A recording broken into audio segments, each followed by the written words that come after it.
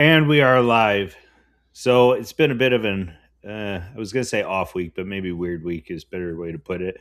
Not in the big scheme of things. It actually seems like we're doing pretty well right now here in the US. You might not believe that, but I think Arthur and I, we're here and we're going to maybe both calm things down, but also breathe a little life into it because things are still happening. Life's pretty good. We're just going to get going that way. Arthur, you just recently got back to California, yeah? Yes, sir. Yeah, spent a bit of time in Texas taking care of family affairs. So Very good, back to the very good. great Yeah. state of California. Is it a big contrast anymore these days, or has the contrast sort of died down a little bit between the two of them? Oh, you're talking about between California and Texas? Yeah, you still see a great big difference. I do, especially on the cultural level, because yes, you get back into the towns and there's going to be the big box stores. There's your Kohl's, there's your Walmart, the chain restaurants and whatnot. But on the cultural level, especially on a socio-cultural level of talking to people, it's night and day. It really is. I mean, even just almost from the moment I crossed the state line, uh, I'll go ahead and say it. The first little town I hit when I drive back over there is Muleshoe, Texas, a West Texas town out there that even from walking into the first gas station and talking to the clerk, there's a notable difference just within the interactions and the way they come across we come across to each other. In California, not everywhere. This is a generalization. But there are some nice, still small town places. I live in one that I feel still kind of has that vibe going on. But overall, generally in California, you're going to where you're going. You meet different people, and strangers are strangers. You're not saying hi to somebody at the gas station too much. You're not having those conversations. You're not having that overall sense of kind of a community. And, to one caveat to that, of course, is I'm a Texan. Texans, Tejas means friendship. So it's kind of ingrained in us that you should be nice to each other. You should, for the most part, I didn't know want that's to what it meant. interact with each other. And that's just, you just don't get that out here in California as much overall across the state. Yeah. Yeah. They're not Oddly having friendly, enough, I was going to say, they're not having friendly coffee talks on Skid Row or parts of downtown LA or, you know, right. strangers meeting I, w- strangers. I was saying, oddly enough, I think as a military fella, California was the place where I had the most meals bought for me. But that was about it. Otherwise, I got other funny stories. But yeah, Yeah. it was gorgeous. It was gorgeous. But how's the gas in Texas anymore? Is it up as high as California? So ironically, before I left, there's a American Indian casino close by that it's got the gas station, so they always have the cheapest prices. And I took my diesel. So usually it had been kicking around about 475 or so there at the California casino. I get over to Texas, and within short order, the prices rose, and kept rising. And normally, when I'm back there, it's around about 250, 260 for really decent price diesel. And by the time I left, they kicked up to around $5 a gallon. And I was making the joke to people there, saying it's pretty wild when your high prices here are the low prices in California. And of course, Right. when I drove back and got back into California, I only had to fill up once to make it all the way back to the house, and it was $8 a gallon at the It worst was place. what? It was $8 a gallon for diesel where I had to stop. That was and that was just distance and circumstance. Around my area right now, it's kicking around just hovering under $7. So yeah, Still, I it's hitting. Yeah. I don't know if we're above 560 on diesel right now. Mm. I don't know. I'm gonna have to look. But I haven't had to buy it here in a minute because my stupid tractor has been down. But I might have fixed that. I don't know what an improp is. Well, let me walk it back. I don't know what an improp does, but I know I took one off this week and replaced it. So we'll see if that fixes anything. But Yeah, I I don't mean know. the rising prices though, and I don't think everyone understands this, that diesel, that's where your prices are going to rise up. Yeah, of course, the gas Yeah. going up, that makes cost rise of transportations and logistics, but diesel is where it's at. That's where, fertilizer, the trains, the trucks, Mhm. everything on that running on the diesel, the generators that run the Yeah. run the warehouses to keep those going. It's just embedded throughout. And I just love, like today actually, somebody they replied to me. I wrote how basically I kind of made the joke that you'd think with all these skyrocketing oil prices that all the renewable energy and solar folks would be out and about screaming how, oh yeah, this is our moment, it's time to shine, but they're oddly quiet. And it's because we understand, deep down everyone Yep. understands that we cannot, it just doesn't do it. And somebody wrote back and said, well, actually, renewables could cover 50 to 70% of our power needs if we allowed it. I'm thinking, okay, you're another NPC because you're just repeating talking points off of, the sources, the lobbyists, the mainstream media, everything, however you want to call it.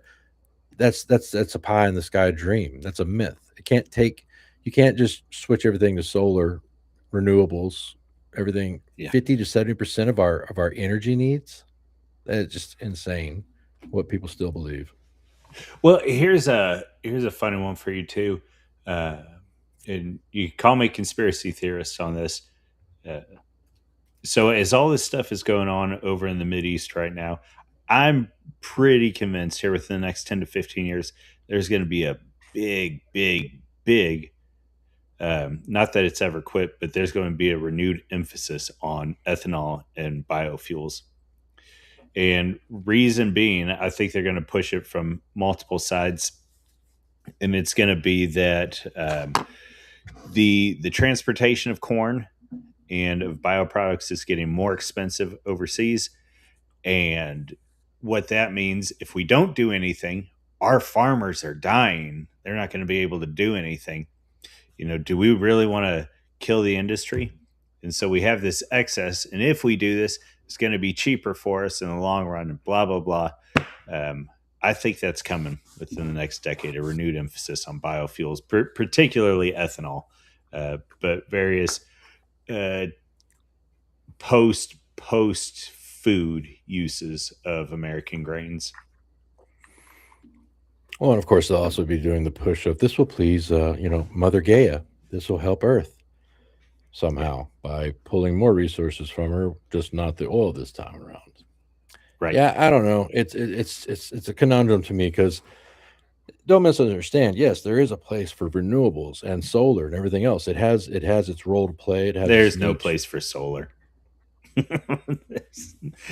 Not at the industrial level that we're doing No, it right no, no. now. I'm saying it has its role to play, though. I mean, Right. there are uses for it, and it comes Yeah. in handy.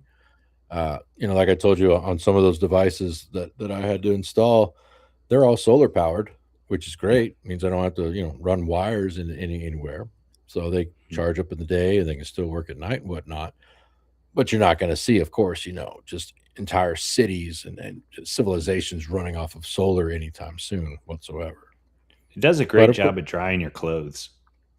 that's about it. Yeah, that's you know. Now, is there a technological breakthrough or advancement? And I'm not putting on the tinfoil hat and say, well, it was already found, but they're hiding it from us because Yeah. that's a whole other conversation. But I'm just saying, once that becomes mainstream, I guess once they allow a scientist that figures it out to not be unalived or disappear, then yeah, sure, cold fusion, all those wonder inventions that we've heard of about, and many other YouTube channels pretty much make their bread and butter on talking about all the time. Yeah. That'll be a great world to live in, some sort of Nikola Tesla, existence. But we're not there yet, or we're not allowed to be there yet. So I think the petrochemicals and everything else, we're kind of stuck with that for a while. And Yeah. guess what? Yep. Oil doesn't come from dinosaurs. Right. You remember getting Fair told enough. that as a kid, and it was like just repeated Yeah. over and over. Well, and that was part of the reason we would run out because eventually Yeah. we would. Yep. I mean, I can still remember though getting told years ago. My dad's like, "It's not coming from dinosaurs and plants. That it's it actually kind of renews itself, but they just don't want you to know where it's all at." That's kind of the hilarity of Iran about the whole straits and whatnot. When you start looking at the Yeah, percentages of the oil coming out of there, it's not coming to us. We got our own oil. We got plenty of oil, right.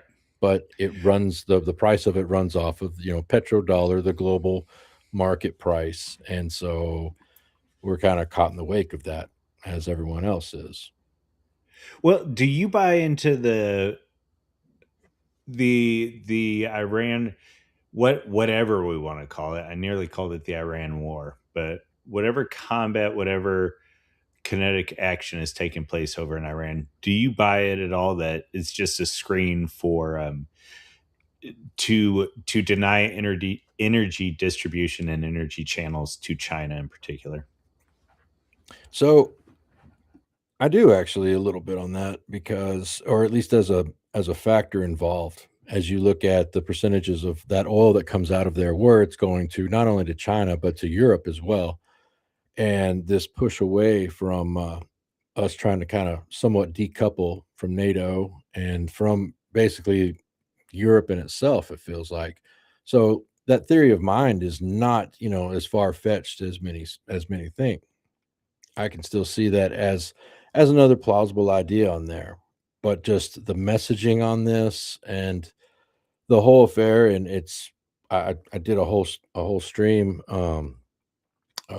with Pirate Radio with Rudy, not a while back, maybe over a month ago, actually a month and a half ago, and I was adamant that this is not what I voted for. This is not how I feel is like in the major interests of what we want happening at all, and it's Right. derailing a lot of the domestic agenda, and it's adding in, giving air to the ideas of my country being used by another country for their own aims, as usual.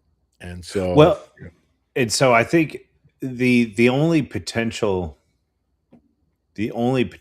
upside maybe would be that if we're doing this on behalf, excuse me, if we came right out and said, "Hey, we're doing this to China because," that might come off as more aggressive than, "Oh, we're helping out this little tiny country, the only democracy in the Middle East." plucky little democracy. Yeah. Yeah. So, I mean, like I said, it's another theory of mind as well, and it does have plausibility to it, of course. And it Yeah. was amazing to me how the things that we didn't see, that once this started up, there was a lot of Because I mean analysts. that would absolutely be an act of war if we came out and said, well, okay, there's technical definitions, whatever, but it would certainly be seen as an act of aggression if we just came right out and said, "Oh yeah, piss off China." Oh, 100%. We're Yeah. right. And So um, I don't have the article up in front of me, but there was a really good long essay on from one of the merits specializing in that, one of those experts. And he kind of just went down the line of what the U.S. has been wanting to do for quite a while. I mean, almost a year back or so, and how it kept on getting kicked down and pushed away by the EU, and how they were cozying up to China in a lot of respects, especially. I mean, they were doing overtures of, oh, well, we'll just get more from China and break a lot of those barriers, and how this singular act here of doing this now is wrecking all of those plans, and it's putting more of the ball in our court essentially, as America. And it was it kind of had me thinking like, that makes sense as well, because let's just go ahead and say it, none of us know what is going on, what the machinations behind yes. what the what or why. Because for one, there is so much political capital just being burned at the stake just for this right now, especially for the base and everything else. Mhm. And I was actually going to get into that a little bit as well, of like, state of affairs, state of the union, our expectations, and then of course, the rocks of reality they're crashing on for many Yes. people. Because I've No, I made would this love to now. hear that. Let me bring Otto in, and Oh, is then there? I want to. I actually, yeah. So he just came on, and so I'm gonna bring him in. But then I definitely want to jump in. Let's see, Otto, can you hear us? Yes, can you hear me? We can. How you Good, doing this good. evening? I'm doing good. I'm drinking a Rolling Rock, first time. First time. All First right. time. I've I never. didn't even know you could get them down that way. Yeah, this is the first time I've seen them in a store, and so I was Yeah. like, I need to pick them up and grab 'em. Pretty good light beer. That's Don't drink. that's my water beer. Yeah, I mean that's what it's basically like. It's water. Yeah. You want a good laugh, Panda? Send it. I had a few drinks while in Texas. You know the first thing I bought in the store though to take back to the house? Shiner. 805. 805. I Okay. got I got a question for California Arthur. beer. When you Well, were in Texas, did you get some Brahms? No, they actually just built a new location there, and I the whole time I was there, I was looking at it, going, "Oh, I gotta stop there. Yeah, I gotta get some of that ice cream. Get some of that food there." No, I just OD'd on catfish, barbecue, Whataburger, and homemade steaks a lot, Well, and a that doesn't veggie here sound and too there. bad. But yeah, Brahms you is know, really I good. I think I've said it before. One of these days, I'm going to try a Whataburger. I've never had one, but Do you I'll have get to any it one of these by days. you? No. Well, that's a So, problem. right. I mean, I don't know. I mean, to me, Whataburger is kind of overrated, but that's also because when I used to eat it all the time, in for kind of for clarity's sake, I don't really eat a lot of fast food anymore. Maybe once or twice a week. If it basically I'm eating fast food if it's bad, like I'm having a cheat meal. So I'll eat like Chick-fil-A or Popeyes, Are you usually something bulking right now, fried. Otto?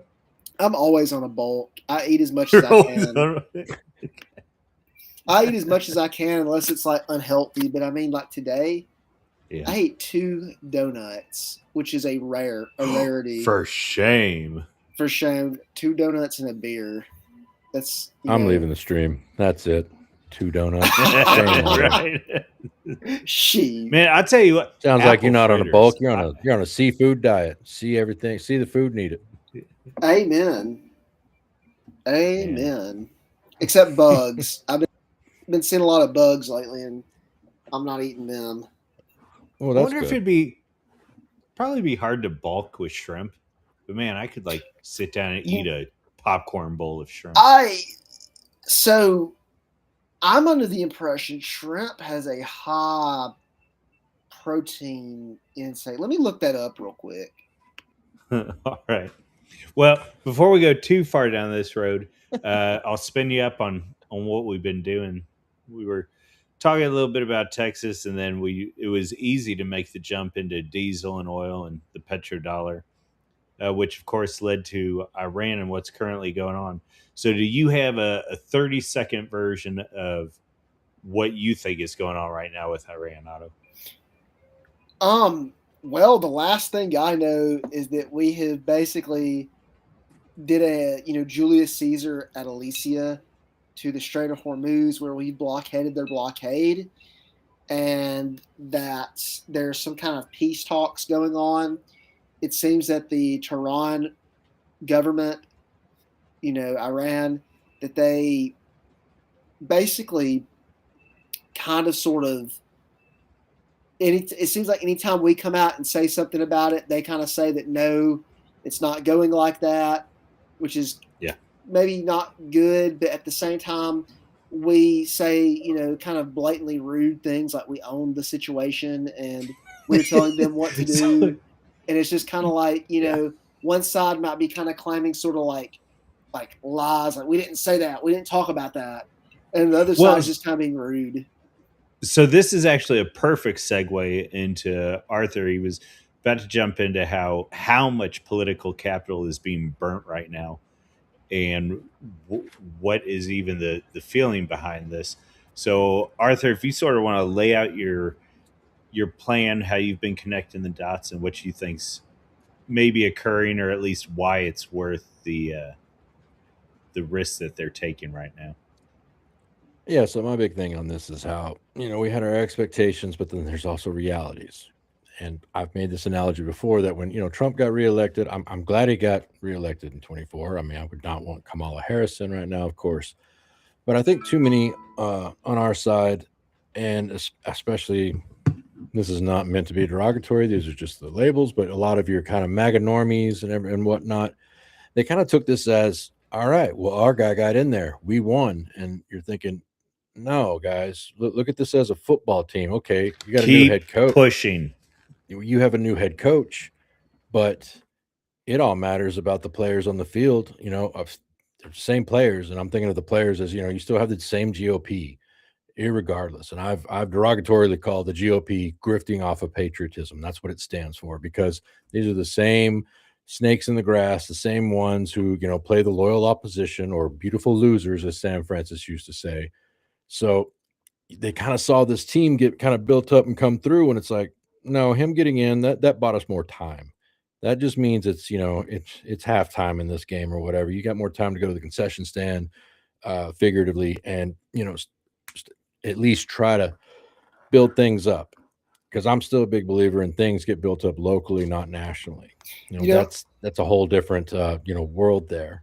I would agree to that. I was going to say that that is a good analogy with the concession stand at halftime as being somebody that's been to probably too many football games in their life. That when you play, when you're having two good teams play each other and it's a tight game, and your team gets that touchdown right before the end of the half, and they're going to get the ball in the beginning of the next half, because they've elected to kick off first, or punt first.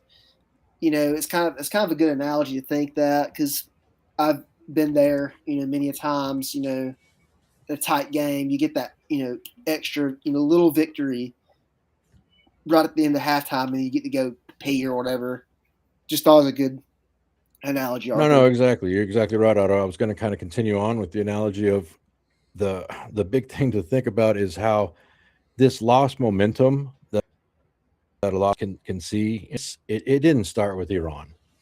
It's been coming on for quite some time. Trump gets in there and everyone's cheering on. Oh, he passed all these executive orders. This is great. Oh, Doge is in there. All right. Oh, look at who's at the at him getting sworn in. There's Elon, and we got the team going on. This is great. And then it just, one thing after another started dropping down, whether it was, Elon's departure, and then Epstein Gate coming through, and the GOP in action in itself, where's the legislation coming through?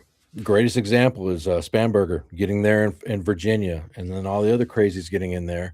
And I can't recall if it was the day she was put in or the very next day, but they're throwing 50 plus pieces of legislation in Old Dominion up against the wall, most of it insane, but everyone saying, trying to downplay it, going, well, of course these things aren't going to, pass in the courts. They're going to be struck down.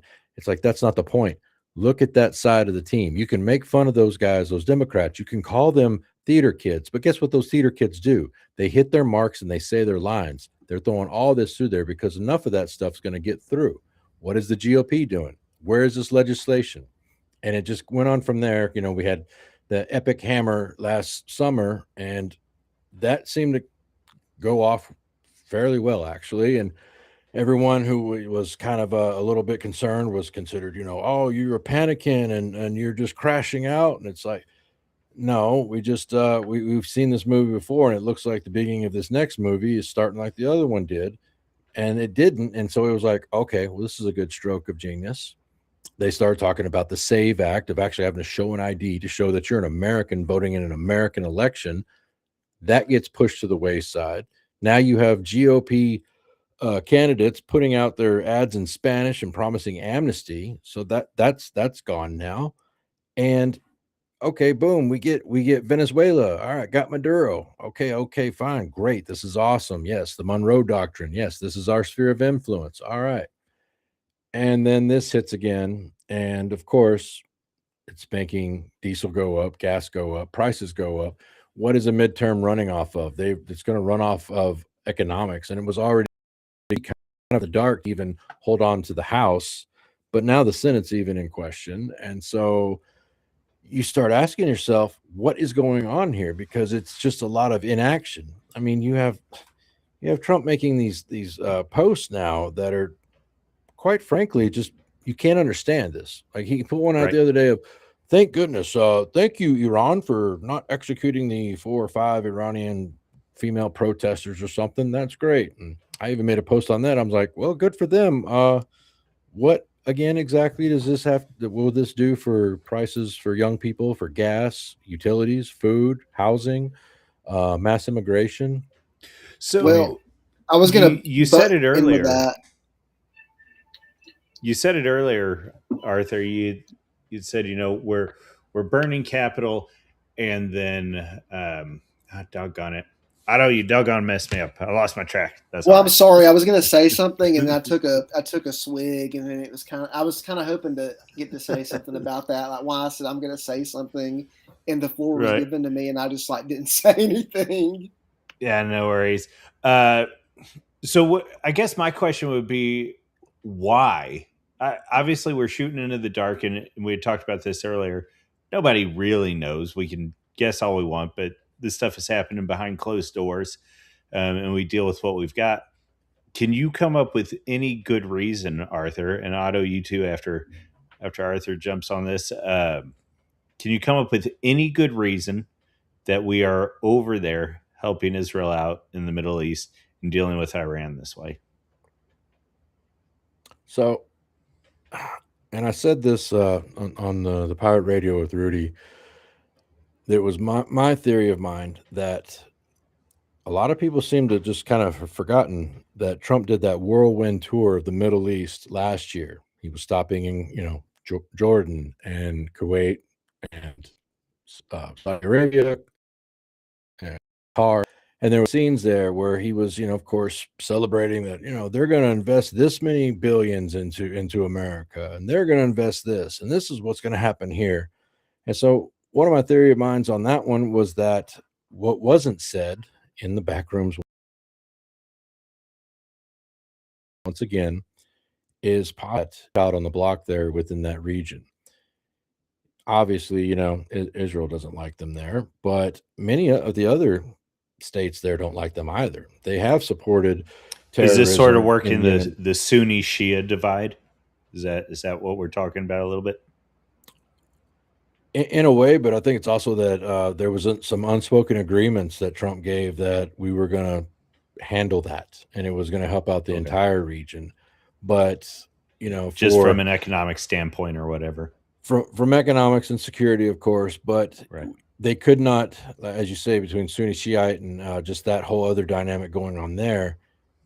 In a weird way, it looks better if it looks like, okay, well, they can just accuse Israel of it again, because it would look really bad if it was another Muslim nation like Saudi Arabia. We're doing this for Saudi Arabia, or we're doing this for Qatar, Okay. or Kuwait, or even Egypt. In fact, I mean, once again, it's a theory because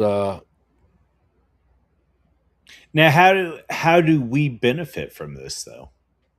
Okay? So this is actually I'm leading a little bit into something I had seen this past week.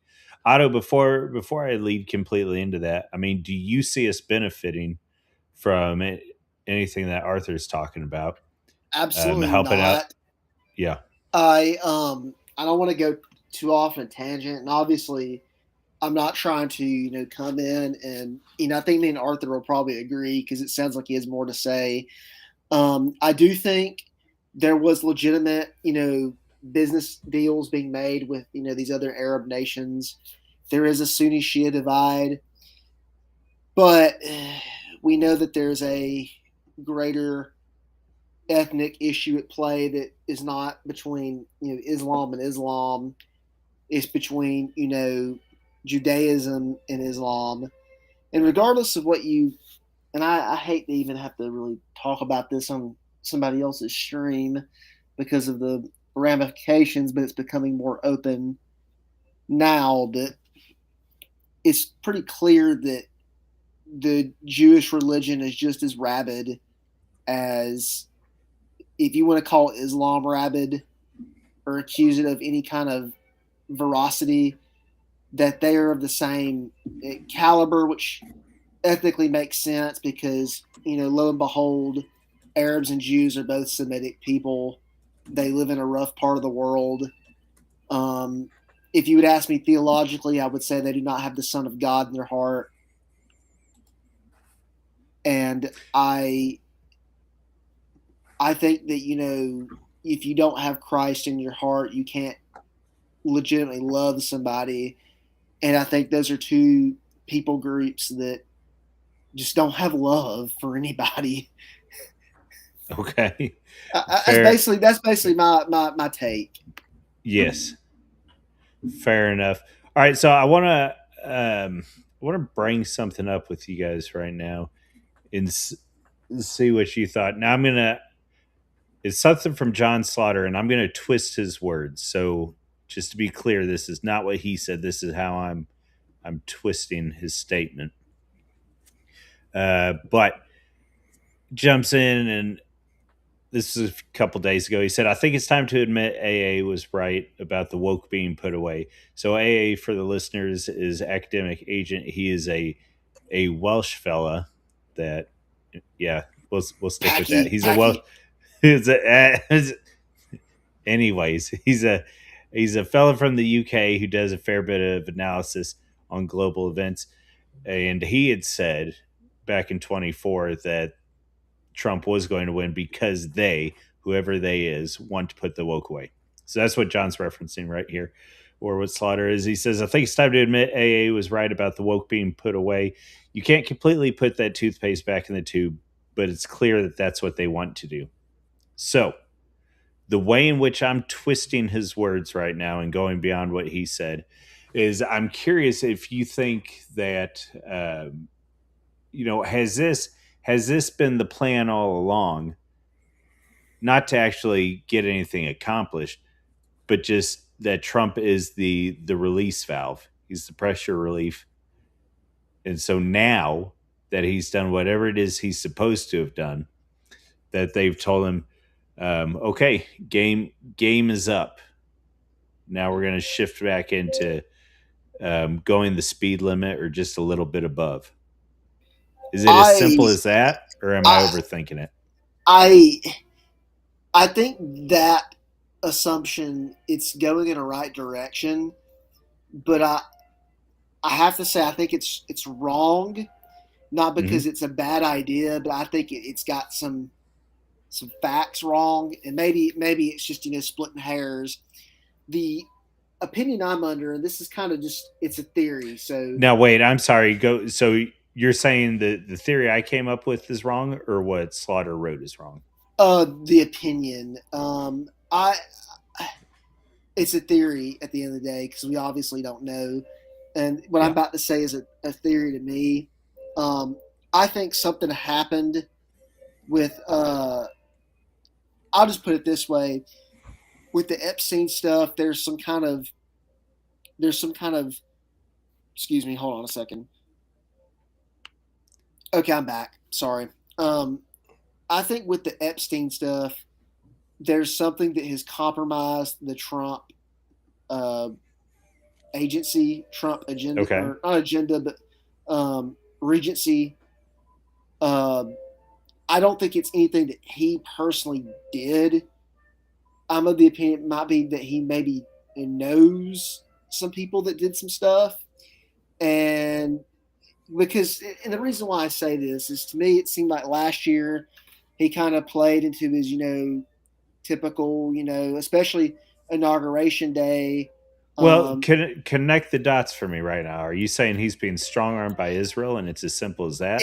That they've got leverage? I think it can be them, but I think it could also be people that are of a Jonathan Pollard, type, in the sense that they could be criminal elite that maybe. But you think the actions in Iran are pretty straightforward? Yes, I think that I think they're a. I think it maybe not that it's exactly a shield from any Epstein backlash, but maybe that it could be a that maybe, hey, something was, Trump knows something, Yeah. and now that this stuff is coming to light, they have to basically say, hey, we own you. Remember that we almost took you out last year or 2 years ago. Now it's time for you to go and do something we want you to. And remember, we own you. And I think that Gotcha. there's So something with you that. don't, but you don't necessarily think that there's anything going on outside of Iran and Israel, like Arthur and I were talking about, whether it was dealing with China or various other. I mean, those there Polar could be some powers. factors with that, and obviously, when I guess like an analogy would be like if let's say a pack of dogs swarm you, but there's one a vicious dog or one big dog. That's one thing. But then let's say hundreds of other small dogs come in, that adds on more to it.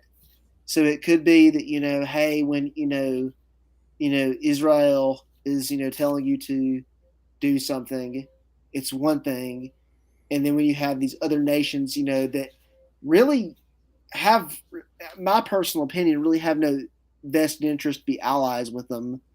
I don't know why they are. I have an opinion on that, but I'm not going to get into it. But I think it's like, okay, like it's more than just one voice telling them to do stuff. But I think ultimately there's a controlling master in that, controlling that feedback, if that makes sense. All right, Arthur. Any last words on Iran and the whole dealings over there before we shut this portion down? No, just what I was saying before about how there's a multiple of factors there that we're not going to see the full picture of it from the different regional players, China angle, everything else going on with it. It's just, I think Otto was alluding to things went along because when Trump announced that he was in, there wasn't a whole lot of fanfare there. And then as the timeline moved forward, all of a sudden he's getting charged for the the business dealings, the Stormy Daniels stuff, and then all of a sudden the Mar-a-Lago, they're looking at him on the fraud, and it looked like it was then the shot comes out, and it just it tells this whole story going along all the way up to where Biden has his debate and just short circuit right there in front of millions and just doesn't do well at all. Then Kamala gets thrown in there, and all of a sudden, by fiat. But Trump's getting backers all over the place within, big media sources, big tech sources. They're boosting him, pushing him up, and he gets in, and there's all this energy and momentum, and this is what we're going to do. All right, cool. And the woke stuff's going away, and it just almost dissipated overnight in a way, really. I mean, it was a little neat, a little bit too easy, if that makes sense. Okay. And how now all of a sudden we're not getting we voted for. Yes, there are some wins here and there, and it's better than it could have been with Harris. This is not just an entire black pilling discussion, but it is an honest discussion of like, well, what's good and what's bad so far here. And it's him where he goes back and forth on H-1Bs and whatnot, the Epstein thing, everything's coming out. Kash Patel, my God, it's but then just yesterday he comes out and starts talking about how bad India is and the H-1B stuff is bad for America, and then he gets jumped on by all the groups, and you're going, pick a direction, bro. I mean, we voted for you, but as one of our favorite and a great show that everyone should be watching, the Jay Burden Show, as he alluded on a stream, he put it perfectly on how we didn't marry this guy. We didn't sign a contract. This is quid pro quo. This is conditional. So if you're not doing things that we voted for or things in our interests, then we have every right in the world to say, yeah, I disagree with that. I don't like that. that's not good for me and my people and my nation. And so it's really interesting how Iran, uh, on a separate subject there, how it comes out and you had to be in a binary. Either you are 100%, like it was some weird loyalty test of you better be happy about this foreign excursion thousands upon thousands of miles from our shore. Don't worry about everything going on in the country and stuff. Centers, and we have the fraud going on and whatnot, and there's still problems all over the place just down the block from you. But come on, man, aren't you happy? Aren't you glad? Look, we're gonna get the straits. And you're going, okay, I've been there before. Um, I helped defend Iraqi oil. Actually, that was one of my deployments. Why? Why now? Why is this happening now? What was the big to do? I thought Epic Hammer set them back decades for their aims and goals, and now you're saying you never had a nuclear weapon that they've been 2 weeks away from since about 1998 or so. But Yeah. yeah, it's confusing, Well, and it's one of those things that we can really control. We can keep showing our displeasure on this, but at the same time, yeah. it's us out because the greatest power that a president has is not on the domestic front, but on the overseas foreign front. They can pretty much do whatever they want in the world. It's kind of hilarious. You can't deport someone because a federal judge in Alaska will say no, but you can go and start a quote unquote not a war, but you can start a conflict Right. or a police action or military operation, whatever you want to call it. Well, and so this brings it back, and actually, Abbott threw something in here, and he says the Netanyahu exploding pager award to Trump early in the presidency. In my opinion, that's what's influencing him the most. And maybe, I mean, maybe it is that simple. But what throws me on that is I keep going back to what you said several minutes ago, the idea of burning political capital. There's nothing for him to gain from that. And we could jump in and say, well, it's his second term in office. He couldn't gain anything anyways. I guess other than the love and respect of the people of Israel for the rest of it. I know he already has that, right? Um, it's the choices he's making right now either seem schizophrenic or seem odd. And I, for the life of me, cannot connect the dots unless there's some sort of hidden intent that we're not going public with. And that's part of what pushes me more towards the Russian sector, or towards building some sort of multipolar existence within the waterways and the shipping lanes. Yeah. Uh, That I'm that, and I think that he also, and this is probably the more simple of things I'll say, but I think he's also just kind of swayed by people that puff his ego. So I think if you are the right person or have the right resources and you can say the right Yeah. things, Trump, I think you'll kind of easily sway him over. Well, there is the idea that always chimp, but I don't know that it's been as effective as the joke has been in getting people to rally around certain things. But anyways, we will more or less put a bow on this one. It might pop up in tangentially Well, here yeah, throughout the stream. 100%. You're not going to tweet your way to victory. That's just not going to happen. Yep. Yep. All right. So the next big one here lately is probably the SPLC. That was it was curious, but I would say it was not entirely unexpected. Otto, you got any thoughts on that one?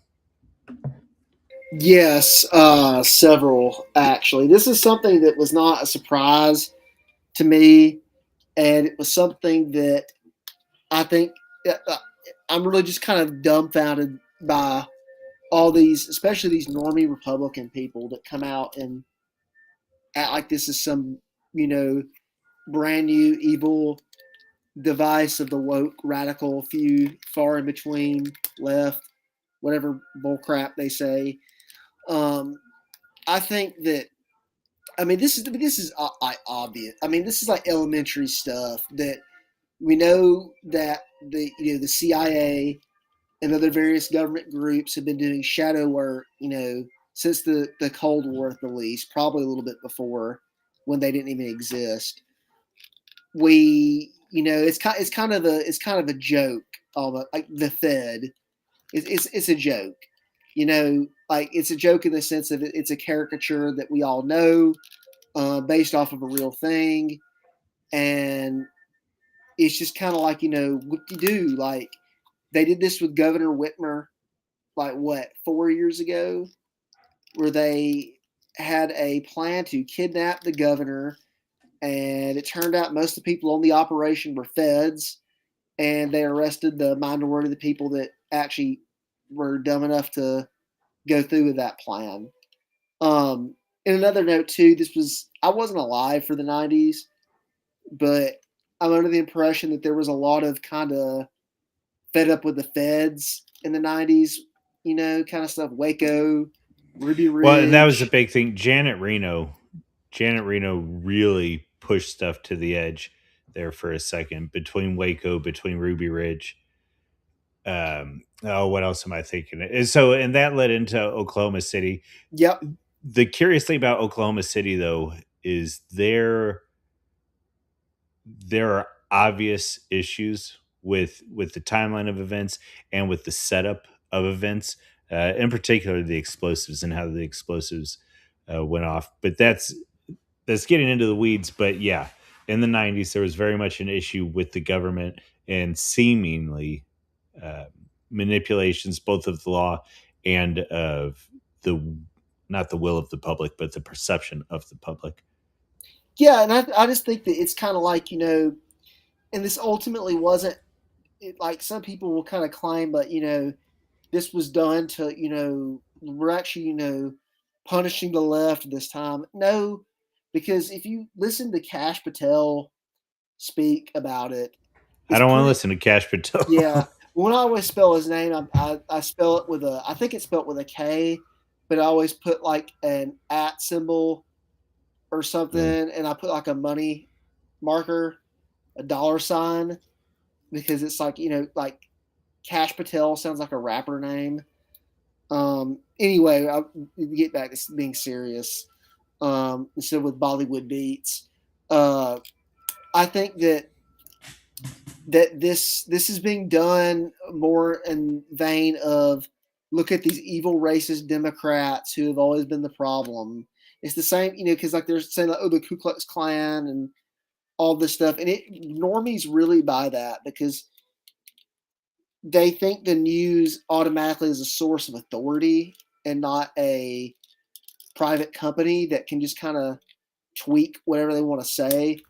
I mean, they could get on the news and just straight up lie to you. I mean, they kind of do, but I mean, you could literally have a news station that just lies and it's legal to exist in our, apparently free and perfect society. Anyway, um, I just know this is going to really be weaponized against actual right wingers because they're going to basically say anybody that you know they're going to basically say any of these groups that are about protecting white identity that they're really Democrats, and then they're going to come out and say that anybody that is to the right of Trump is actually a Democrat and works for the Southern Poverty Law Center.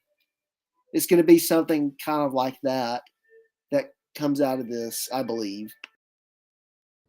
Yeah, that has been one of the more interesting ideas in my mind is that now that we see all the racists were just on the Democrat payroll, well, we can go back to thinking that we really do live in a post-racial utopia. Is And that they'll sort of how you see the fallout there, Arthur? Well, exactly. And I posted on that a few days ago, and I said, it is a good thing. SPLC, they have been a very bad force of demonizing people, groups that for their biggest sin was just being too conservative for them, or actually too, just not kooky enough, I guess. They go after Christian groups and whatnot. They called Steve Saylor, the writer, essentially, he should be wearing a hood just because he pointed out crime statistics. But in my post, I said, it is a good thing, but this just wrote the script for about half of Conservative Inc. podcasters and articles for this week that will describe America as a racial utopia, and only the left is stoking the fires of discontent. So it's going to be a bit of a cop out, and they're going to say, as Otto remarked as well, like point out and say, well, look, see, this is the left again, or this is the Democrats, of course, golly gee. And it takes away from the actual issues at hand on the ground of things occurring and happening. I mean, anybody online in the amount of time too much can catch the videos almost daily of, oh, look, there's another person getting curb stomped by someone for apparently no reason. Oh, look, there's another homeless schizophrenic doing this, or another pack of people doing that. And and getting released because all of them yeah. are incompetent, and so they're they don't stand trial. I mean, if your legal system requires interpretation of the law, it's not a good legal system. Well, all legal systems have interpreted the law because it's entropy within any given system. Well, what I mean is that if you have to have a lawyer argue that, like, if you have to give a light of day or, any kind of, like courtroom space to, like, this guy in Louisiana that shot this church up or whatever, that killed that girl, like, you don't even have to have court for that. They should just gunned him down. I'm sorry you're not supposed to say that on here. I might sound like a Democrat, but it's just pathetic. And I can think of something very particular, where I've seen a failing in the legal system.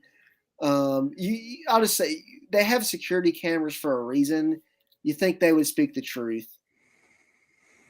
I think in a bigger way, Otto, what you're pointing out is we're living in a world of anarcho-tyranny, because you can have the schizo that's been living in the subways, harassing people for years, arrested 60 times or whatnot.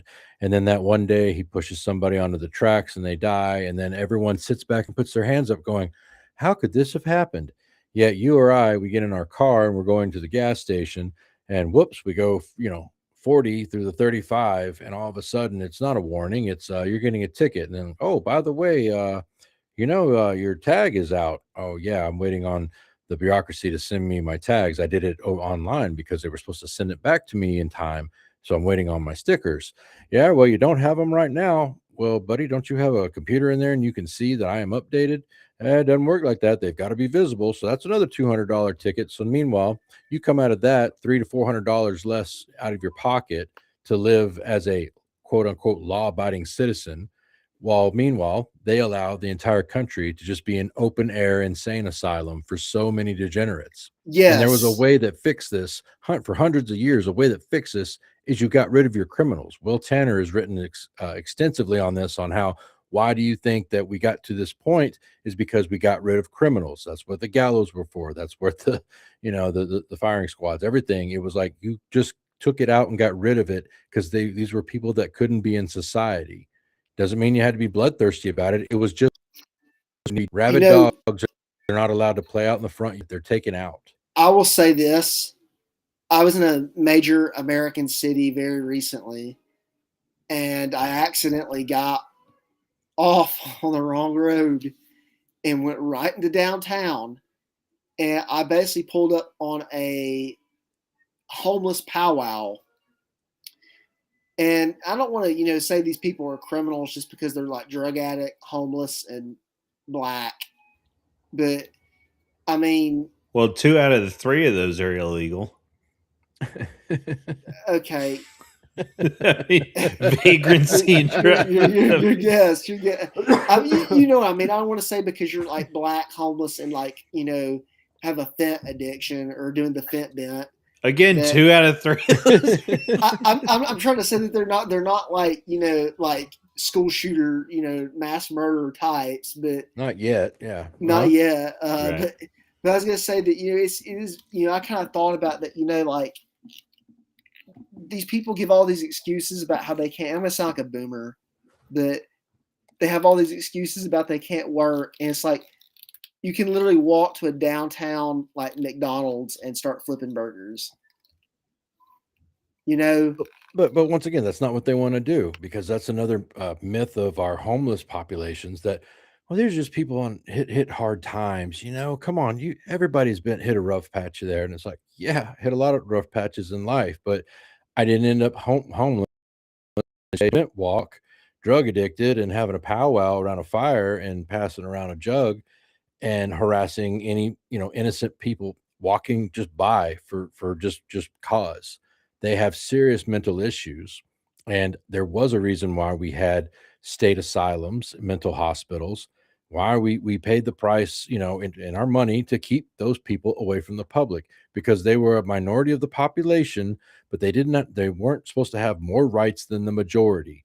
Public safety was number one back then. That's why there were vagrancy laws. That's why there were things where, no, you can't just wander like some shaman across the US, lighting people on fire in subways or getting arrested dozens of times. And then when the tragic inevitability happens of someone losing their life to this person, then we don't sit back and just put our hands up like some, liberal judge going, well, what do we do though? They just didn't get the help they needed. No, BS. I'm in California. There's plenty of these homeless here that are not these looking for a job Well, at all and whatsoever. that's been the major unfortunate switch here in roughly the past 100 years, that we moved from adjudicating the crimes to looking at the background of the criminal. Not to say that that should never take place. However, that's become the emphasis at this point. And so that's why you'll have guys come over from different parts of the world and they won't be judged as strictly. If we took our laws and applied them equally to all peoples in this country, I don't think folks would have nearly as big of an issue. Partly because those groups that do come here and can't live under these laws wouldn't still be here. 100%. And a best example of this, of the idiocracy we're in, when Trump put the National Guard in Washington, D.C., there was an interview, I believe, I think it was in Washington Post, where the lady's talking to another one of those quote unquote community activists, organizers, so interventionists, and I don't remember his name, so I'll just call him Tyrone. And they're all like, "We're talking to Tyrone, and he did 10 years in prison for killing somebody. Now he's out on the streets. What are your thoughts on the National Guard being here, Tyrone?" And Tyrone's all, "Well, see, this is bad because you got fathers, hardworking fathers out there that they're doing what they have to do to feed their kids. And so now, though, maybe they're selling drugs to do that, but now with the National Guard here, well, those actions, they're going into the buildings. They're going out of the open. And that just leads for a greater chance of somebody getting murdered over this, of just some hardworking fathers." And I'm thinking to myself, yeah, how many fathers in my life, you know, see you later, kids. Enjoy those pancakes. I got to go sell some fentanyl and heroin on the street to go buy another box of cereal for you. And he was just excusing law and order, like blaming it on what may happen. Like, oh, how dare we have actual order in this area? And to their credit, they did talk to a few people who were ecstatic that the guard was there. They were saying, "We haven't walked after 6 o'clock at night along our sidewalks in years, but now it's safe enough to do that." Those are the people actually going to work. Those are the people just trying to live their lives. And another one of the, well, myths of the progressive left, of talking about these people are just trying to feed their families. They're just stealing loaves of bread and trying to do this. Like, no, no. A lot of these people are just hardened criminals. That's their lifestyle. That's the way they are. Because that's one of the things about the left, the progressives, however you want to name them, they don't believe in evil. And they definitely don't believe they can ever be evil. But they can't even understand the concept of being people who just do mean things, hurt people because they like it. Yeah. Well, and this is why the meme gets passed around that remigration is the oh The I moderate go to say it option. and forget. Thank you. Go to say it and completely skip it. But yes, it's the moderate option. Frankly, it's the kind option. And this is a conversation. It is one of those things, at least that I've had a little bit of luck with. You always got to gauge your audience and hide power levels, whatever. But talking to boomers or whatever, well, everybody should be treated equally. I agree. Everyone should be treated equally. Now, are you really ready to enforce that? Is that really what you want for everybody to be treated equal? At the very least, it's been my experience that gives them pause. Some of them, some of them will bite the bullet and say, yes, everybody should be treated equal. All right, then let's see what happens. Um, but most of them, at the very least, it makes them stop and think about what it is they're saying, because we have to make the decision. Either we're all going to be treated the same, or we are going to have to separate. And if you cannot hack it in this culture and in this society, you're going to have to leave. Having said that, excuse me, give me just a moment here. Da, da, da. Okay. Anyways, right now it's the middle itself that's being carved out. Everybody knows this from an economic standpoint, but it's also from the law standpoint and how the laws are applied. You were talking about anarcho tyranny. We can argue two-tier systems. It's just this idea that those at the bottom rung, those that we need to help, get away with whatever. Those above, again, get away with whatever because they're in the above position. It's the ones that are there in the middle, which tend to be the heritage Americans, the old stock Americans, those that were actually in the positions of building and frankly are still the ones that are carrying what manufacturing is left. It's those that are being most affected.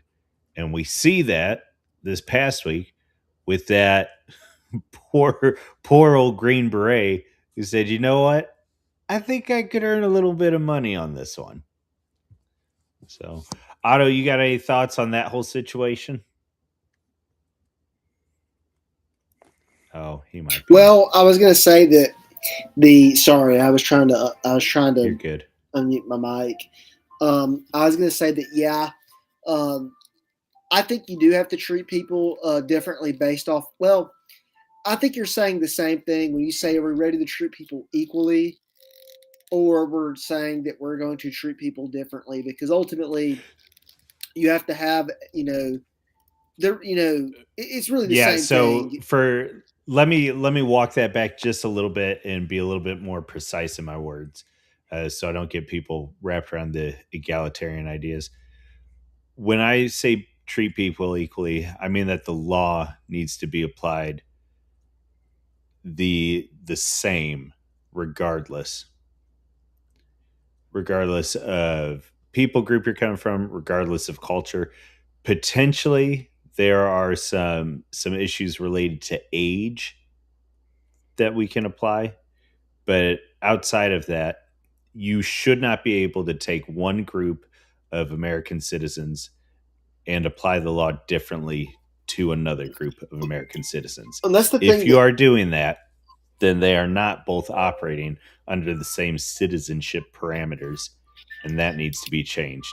well, that's the thing I've noticed, like especially with the African American community, is they were regardless of how it came to be, but they have a big marijuana abuse problem, and when you can watch live PD or whatever, and when they arrest these people or pull them over, and they get them on marijuana, they they basically fight back in like this sense of you know hey man, like this isn't illegal, this isn't illegal, this isn't illegal, like it's just I'm just having a smoke, man.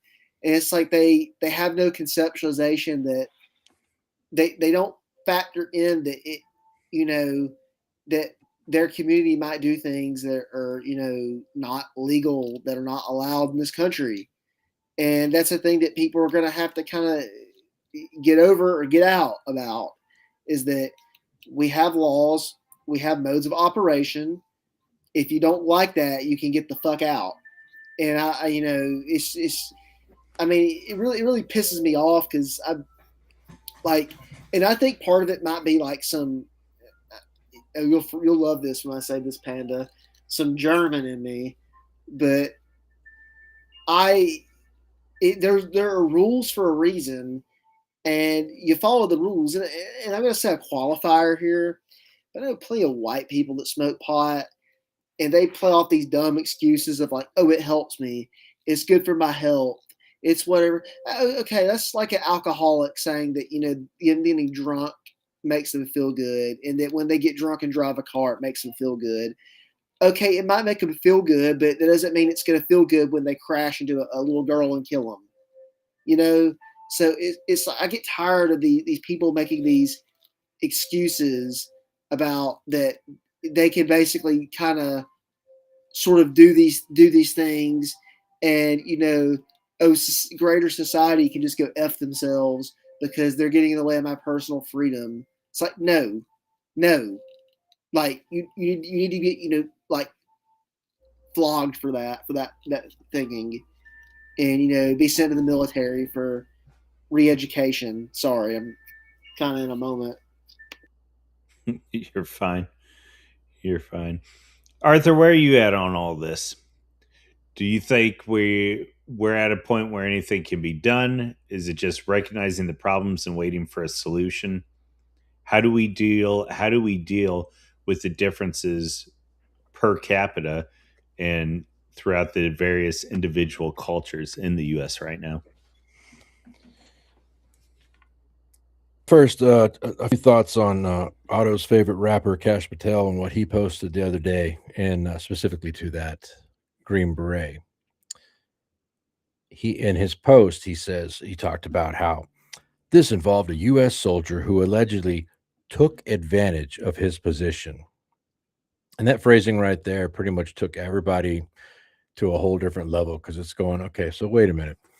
We're supposed to share in the moral outrage of our elite class over this episode of insider trading as soon as even though we don't see, members of Congress for doing this.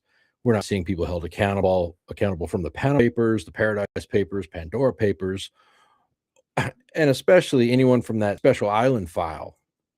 We see none of that, but yet such in this fallen and corrupt world that we live in, the biggest slap to us in the face is to see wicked and powerful people try to make us dance and believe in their warped fall morality when one of the little people dares do something they're allowed to do, good for me, but not for thee.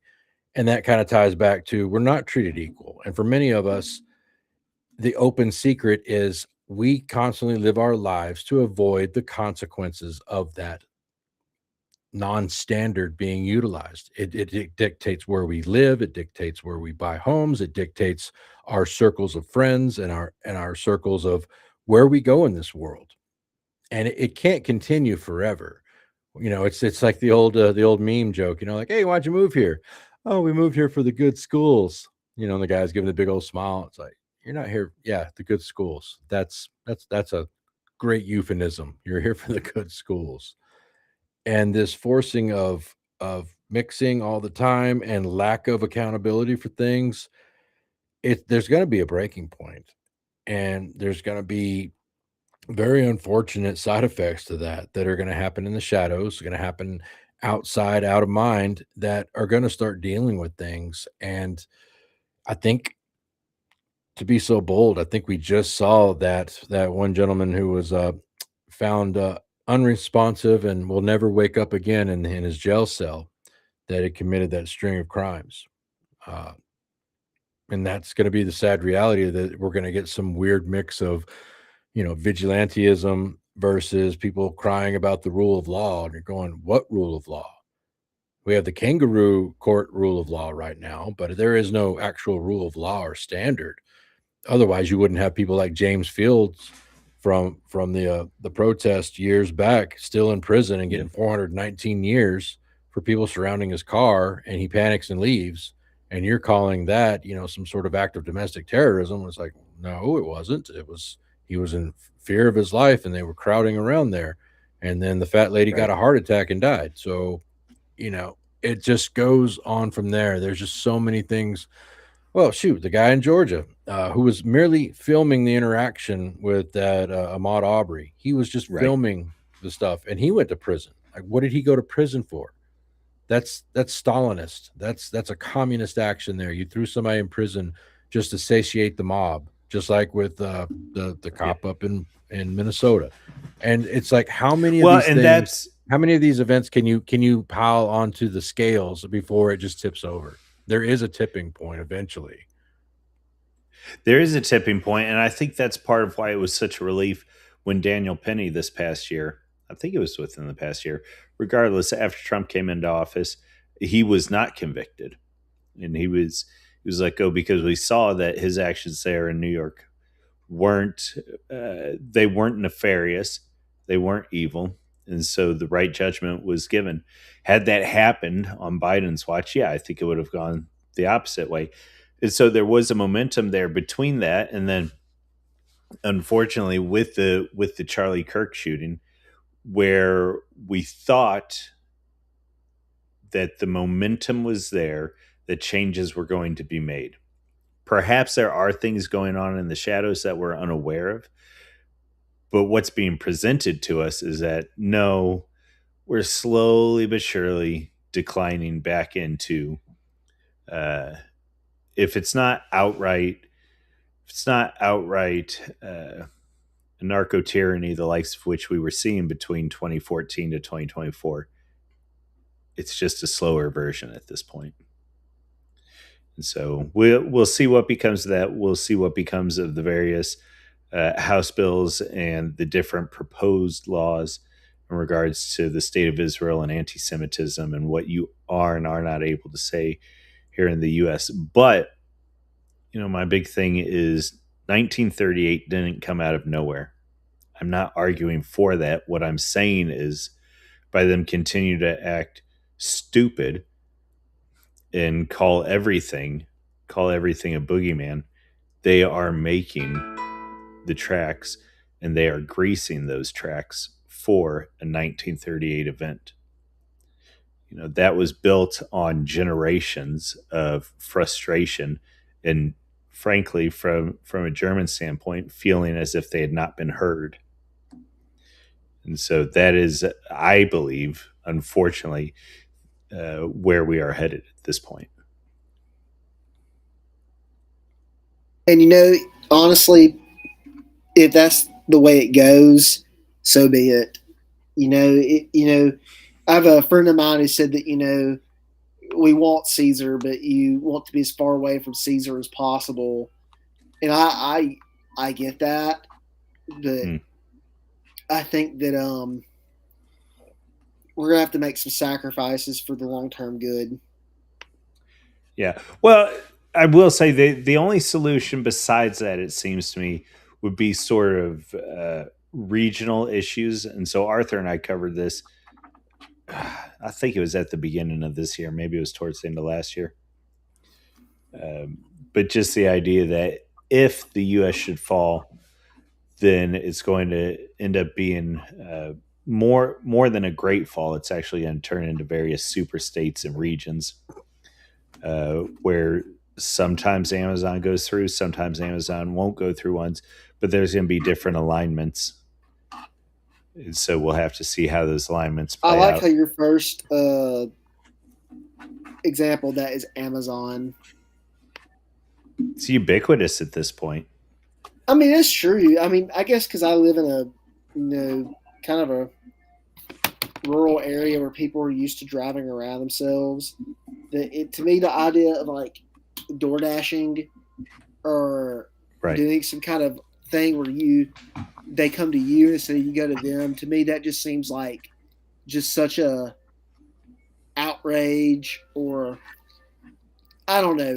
Maybe it's just a guy thing. Like I don't want to be pampered by some like at best like high school kid that is just trying to work 3 days a week or 2 days a week that hates their job, like, coming to give me my eggs and milk when, I can just go pick up what I need myself, kind of. I don't know. Yeah. Well, I think there's this interesting spot, and based solely on what you just said right now, I would guess that you're somewhere in between the city and the in the real rural area. And the reason I say that is because to do the different things in the rural area, you do need certain things, and whether it's a fence charger or copper posts or whatever. A lot of times it's Amazon that gets it there, unless you want to drive the hour or more the to various tractor stores. What am I trying to think? Not a feed store, No, I but know what you. No, I know what you more or mean. less. I know exactly what Yeah, you're talking about. That, yeah, like if it's something that you can go to the store to get it, like you'll go get it. But if yeah. it's something that it's like 2 hours away, well, you're probably, especially in today's economy, today's world, you're probably just gonna call it in. That's It gonna bring is. it to you. It is interesting to think though that everything, even the local feed store, to some degree, has gotten down to a point where it's the just in time framing, and it's dependent on the diesel haulers and shipping and all of that. Nobody really stocks inventory at this point anymore, and so we've become dependent on this. And it'll be curious to see if we bring back manufacturing, and certainly if we break down in different regions, what that's going to mean for shipping and for infrastructure. I gotta ask though. Hold on a second, Otto. If you wanted like something delivered by Amazon, you can get it where you live, right? Because the picture you paint is you tonight saying, "Good night, John Boy. Good night, Oh, Carla." I mean, how far out in the holler are you, bro? yeah, not that far. I'm not really like in a I'm not in like the sticks of West Virginia or Oklahoma. No, it's just that like Well, because that's the thing. Now it's the people in the sticks. The only way they get stuff is by Amazon. That was the point that I was trying to make. Yeah, well, I guess like what I mean is like I live like in a hybrid, so it's sort of like I'll just put it this way: if I need something, I can go somewhere and get it. I don't have to. I just it's mainly I think this stuff with DoorDash. Like I'm not gonna DoorDash something that I can go. Like I'd rather drive the extra 10 minutes than spend $10 more on it, if that makes sense. Well, you're not a college kid, and you're not a well, yeah, that makes micro sense e not to pay the celebrity, fees because or whatever the that's catchphrase just is nowadays. yeah. But Abbott is entirely correct what he says. A Caesar is coming, in my opinion, but I don't think it's Trump. Soon, dying gas with the empire, maybe. And no, Trump, many building him up to be some sort of red Caesar, coming in or whatever. No, he's a bridge to where many of us want to go. But I was under no illusions that God Emperor Trump was going to set everything perfectly. And I think the real question coming up for us is it going to be a red Caesar or a blue Caesar? Because at this Right? point, I'm of the mind that it can go either way. At least structurally, and at least temporarily. I think it It will would not. be. I think it will be a red Caesar, mainly because I think what will happen is that things will go so bad for the establishment red, the Republicans, that the Democrats will win the midterms, they will win the next presidency, and they will make the Biden presidency like a complete, just like age of glory. Yeah. And I think it will require drastic, changes from the right to fix it. My biggest fear, I think, would for it to just get bogged down and become a bit of attrition and just continual switching of sides, something along the lines of a Spanish Civil War, waiting for the strong man to appear. That would be a bit of a frustration, to put it Yeah, it lightly. would be. Yeah, but I don't Well, know. and it's It'll like be interesting. it's like Go we for it, talked Arthur. about on that prior stream, the American balkanization, where I point out how hilarious it is to and it's mostly online, but you just hear a lot of this these voices saying how, man, I'll tell you what, when it all hits the fan, boy, it's on. This is what I'm going to do, and we're going to do this and do that. And I'm going, bro, you can't even go down to a city council meeting when they're having a vote on something like in Yeah. zoning. But you're promising me that when all the chips are down and when it's time to play ball, fourth down or fourth and goal, then you're ready. It's LARPing. It's a pipe dream for many. It's Yes. things though. Even talking about a red Caesar, blue Caesar, things are going to have to get a lot worse. Once again, we won't even be talking about DoorDash or Amazon deliveries that come there on time. It won't just be the porch pirates, stealing it off your steps. You won't even be able to order it. They won't serve your area. It's that's the troublesome thing for me because there is a chance here to right the ship a bit to get some things going, but it's going to have to involve saying things to people that they don't like to hear and doing things that might make somebody sad. That's it. And it seems like, well, if we can't do that, then stand by to stand by because it's going to go where it's going to go then. There's one I haven't heard in a minute. Stand by to stand by. Yep. Yeah, it's unfortunate, and we'll see what happens. Because I do think there is the idea right now of existentially, where does America go from here? We either decide that an American is a thing and has a history, or we decide that it's a simple proposition. And if we go that second route, well, we are kaput until we say we're not. But you know what I mean. You are another glorious citizen of Night City. Welcome here. Yeah, it'll be Oof. interesting. Yeah. Hey, Panda, thanks for inviting me on. I've got to get off of here soon. It was Yes, a great sir. stream, great conversation as always.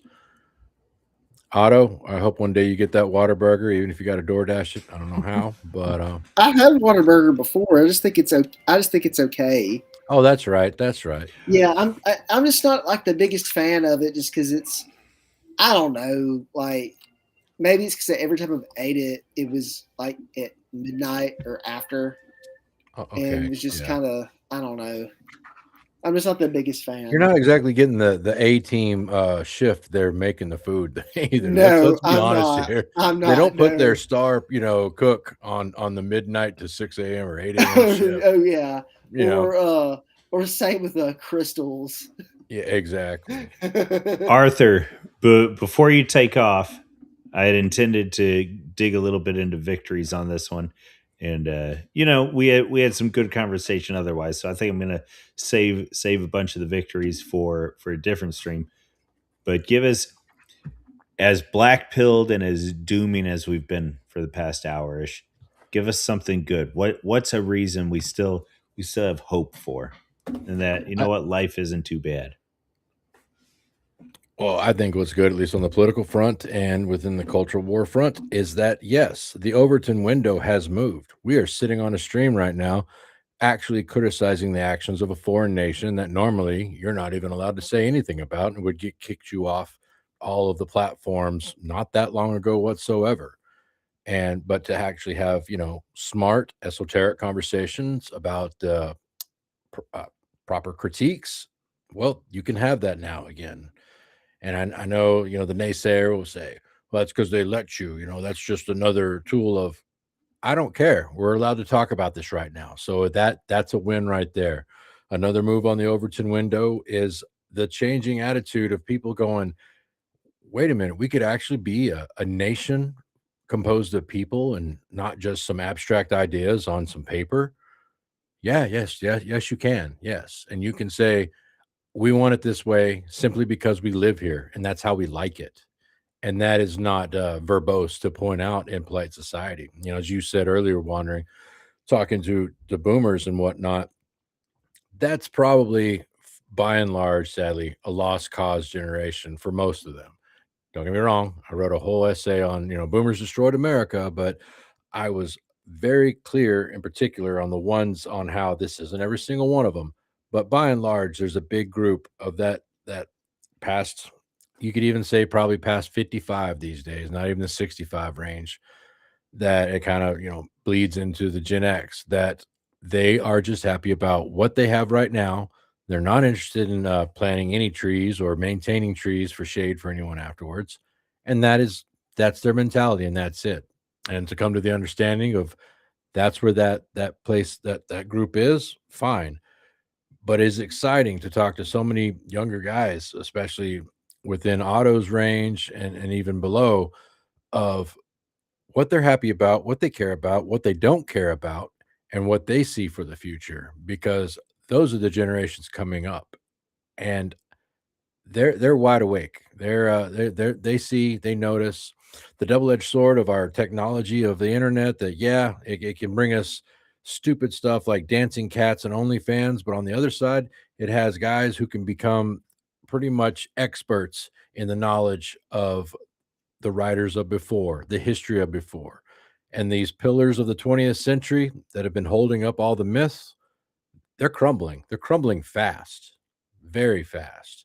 And that's kind of another reason that we talked about with Iran, that might even be another factor of why we see a lot of things moving fast, because specifically because the influence of certain groups, they know it's waning as well. And they maybe have 10 years or less before it's just not going to buy into this. Doesn't even matter if there's a false flag, because they'll get blamed for it anyway, because more than likely it might probably be them behind it. So they're trying to just burn all of their political capital and leverage as they can as well. And as bad as that is, that's still a good thing as well, because that means they're on the run. They know that their time is up. That's another reason why they tried to shove so many people into the Western nations, because they're trying to just, disorganize and disjoin us. But the younger generations and many other people are just seeing it going, no, no, I know who I am. I know where I came from. I know my ancestors. I know who built this place. And you can't change that by calling me all of your, check down the box list of bad names. It's not working anymore. On a lot of us, it's not working at all. That was perfect. Yeah, no, I think you nailed where we're at right now. So actually, Otto, unless you've got anything to add to that, I think maybe that's a great place to end this stream tonight. I really don't have anything to add except that Jesus Christ is alive, and He wants you to come to Him. Amen. Amen. All right. Well, Arthur, Otto, hey, I greatly appreciate it. Gentlemen, you've seen him here before. This was a mess of a week, a mess of a stream, so I need to get some of this cleaned up in the description and whatnot. But having said that, follow Otto, follow Arthur, and you guys have a good week. We'll see you next week. Y'all take care. Good night.